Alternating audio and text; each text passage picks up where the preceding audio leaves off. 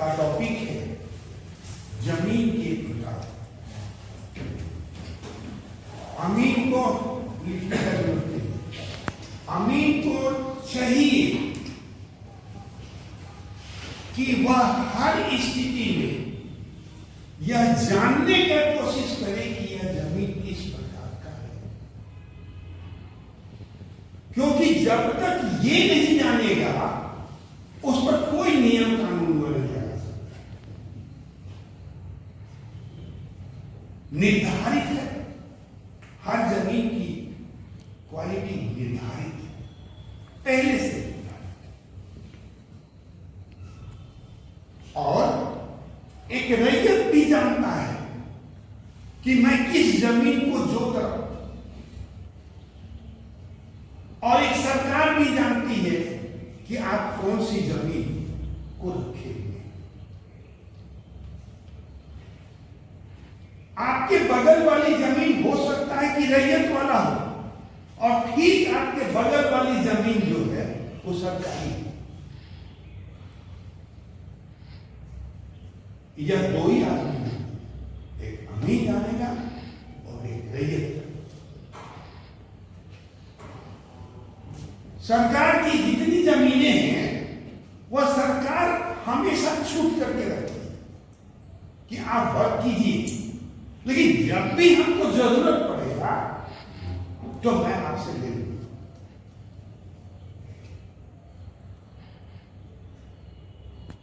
हर क्षेत्र में अलग अलग की जमीनें होती हैं। जैसे मेरे हिसाब से जमीन जो है वह 29 प्रकार की है।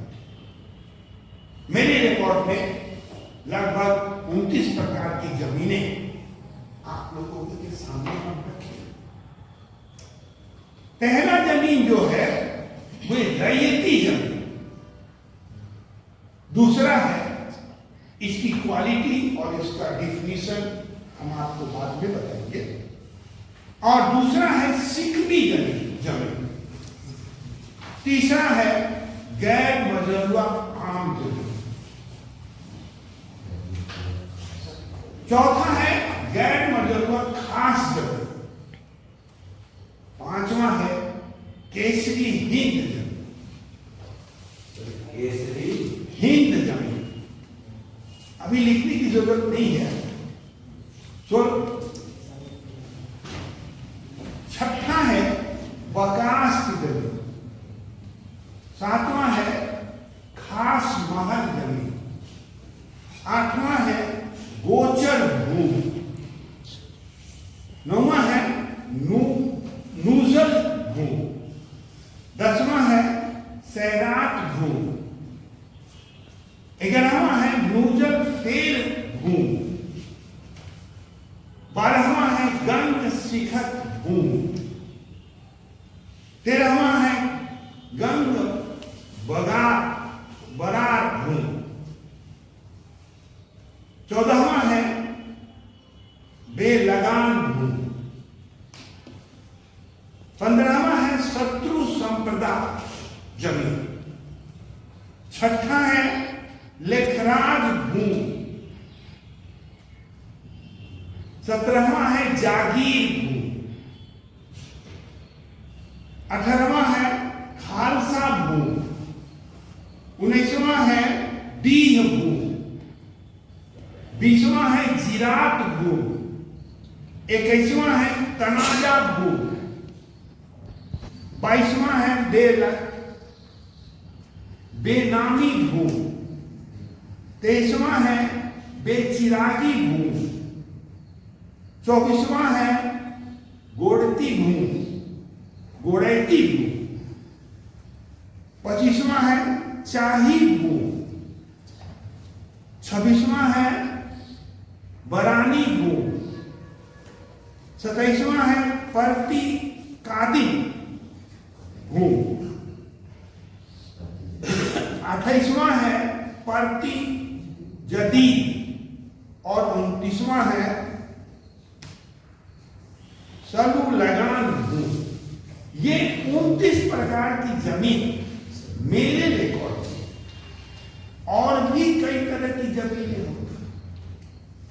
जिस समय राजा महाराजा काम किया करते थे जमीन पर या उनका राज्य चला करता था, वे विभिन्न नामों से अपने मौसी को कह देते थे और उन्हीं नाम पर वह जमीन बन जाती। जमीन के लगान का लेने और देने, जमीन दिया, लगान लिया, है ना? इसके लिए वहां पे अनेक प्रकार के ऑफिसर की बहाली और वह लगान वसूल करके और राजा के खजाने तक पहुंचाता था। सवाल यहां ये कि इतनी तरह की जमीन को क्यों बनाया? जैसे मान लीजिए कि राजा के घर कोई काम कर रहा है, तो उस समय पैसा तो का लेन देन बहुत कम हुआ। बोल दिया कि इसको इतना जमीन दे दो,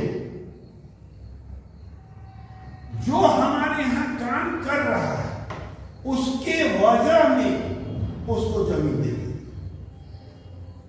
उसी तरीके से जो सैनिक मर जाते थे उनका लगान नहीं लिया जाता।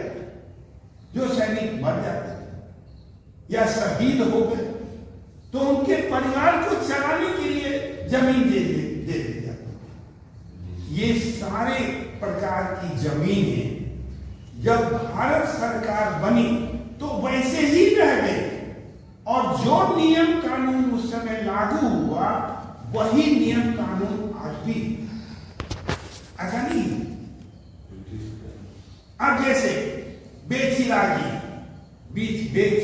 जमीन क्या है? जैसे मान लीजिए कि आपके यहां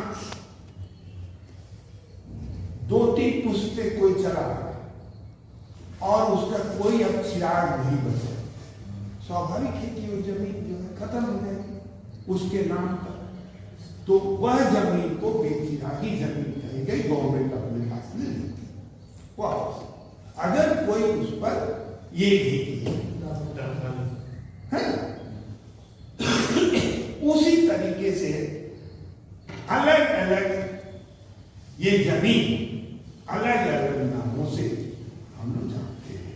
जैसे एक है गोचर जमीन। आदमी आप जानते हैं कि गाय चराने की जरूरत होती है, पहले गाय को बांध के नहीं खिलाया जाता। वो गाय चर के आती थी और वहां पे जो आती थी तो दूध देती थी, फिर गौशाला में रहती थी और फिर सुबह चरने के लिए चली जाती। माने उस एरिया में कोई भी कृषि कार्य नहीं होता, सिर्फ क्या था वो गाय को चराने के लिए ही बनाया।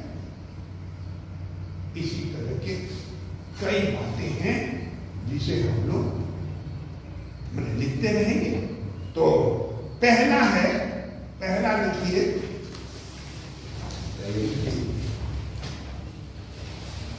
रैयती भूमि।